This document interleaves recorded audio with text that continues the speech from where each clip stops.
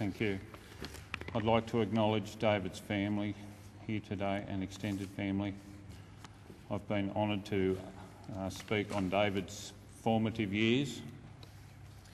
I'd also like to acknowledge Premier O'Farrell, Minister Gallagher, Commissioner Scipione, Mr Tony Windsor MP, Mr Kevin Anderson MP, and also visiting police and emergency services.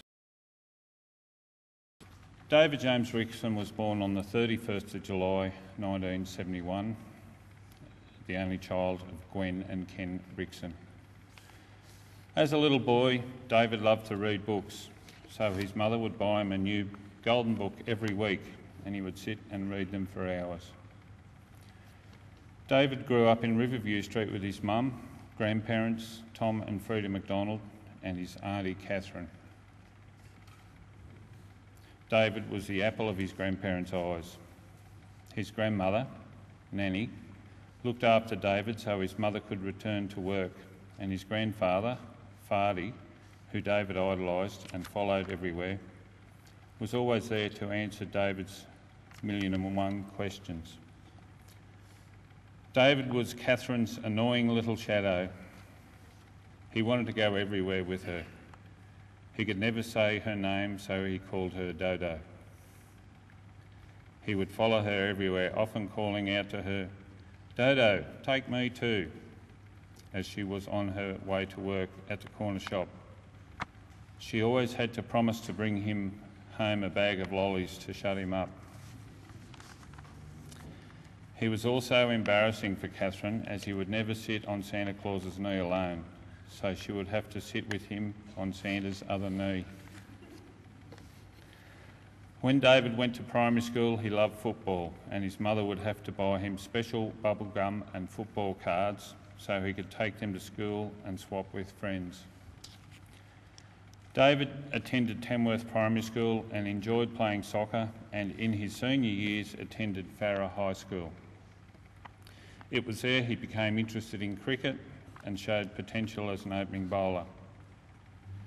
He worked part-time at Coles Supermarket while at school and was most upset when someone called him a checkout chick. After leaving school, he decided to join the police force, and he completed his training at Goulburn Police Academy, where all his proud family were there to watch him graduate. David was always a good boy, a very quiet person, as all who know him would understand. He never caused his family any problems until the day he was made Constable Rixon and handcuffed his mother. David was a mad Canterbury Bankstown Bulldogs supporter, and he loved watching them play. On one occasion, he travelled to Sydney with his mother, where his uncle Kenny, also a Bulldogs supporter, took him to watch a game. David loved a game of golf, and when he had the chance on his days off, he would have a game with his stepfather Max. That game would last quite a while, as they would never get away from the 19th hole. We are also very proud of David and what he has achieved. We know in our hearts that he will be in good hands with his grandparents and Uncle Ronnie, who loved him very much. David will be laid to rest next to his Uncle Ronnie in Tamworth Cemetery. Thank you.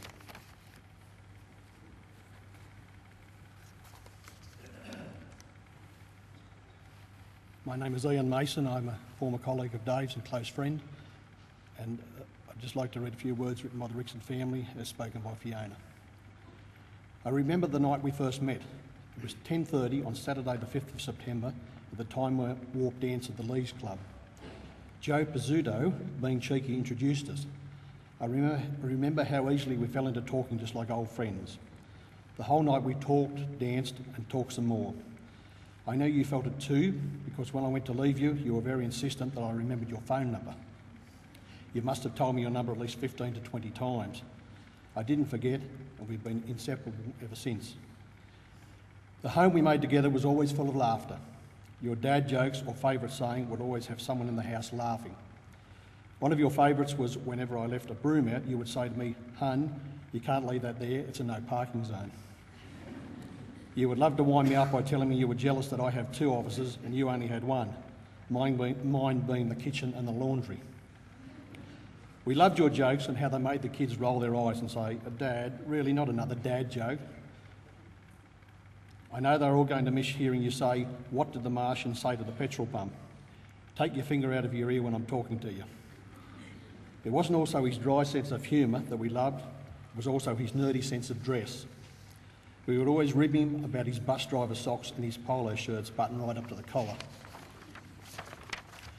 You sometimes had a hard time being serious, especially if I was rousing on one of the kids.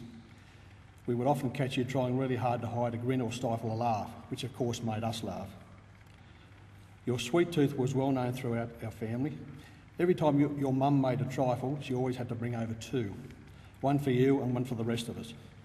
You couldn't get enough. Even if it was ice cream, you would ask, "Is that all I get?" You were so proud of Scott when he marched out in the army, and proud of Renee when she did the same as a reservist and became the manager of where she works. You beamed with pride when Matthew got into the gifted and talented class, and then he was dux of his Year 6 class. You kept saying, "That's my boy, that's my boy." You were just so proud when Hayley and then Patrick got into the gifted and talented class at school, and so very honoured when Gemma chose to follow you into the job. You were so excited about going to see her graduate in August. I'm so thankful we got to go to New Zealand for our second honeymoon and create some more beautiful memories of our life together. I am truly thankful you got to do what you always wanted to dream of doing, and that was going up in a helicopter. Your beaming smile when we landed will remain with me forever. We had such an amazing time experiencing new things together. When we went caving and we came out of the cave, everybody was so amazed at how clean you were when all the rest of us were covered in dirt. They all thought you'd wiped your hands all over me so you stayed clean. We know that during that whole caving trip, you were boosting me up and helping me to get over the hard parts. Some people search a lifetime for the other half of themselves. I was so blessed to find mine. I truly believe that we would grow old together. We talked for hours about what we would do together when we were child-free. Even though I'm utterly heartbroken that you had to leave us so soon, I feel so privileged and honoured to have been your wife. We shared the most pure, enduring and beautiful love. I promised to finish the job of raising our children as we had planned. Until I get my time to be with you again, know that my heart is and will always be yours.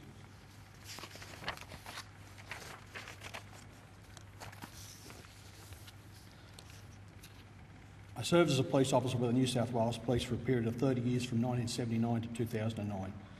In particular, the last 22 years as a highway patrol officer in the New England area.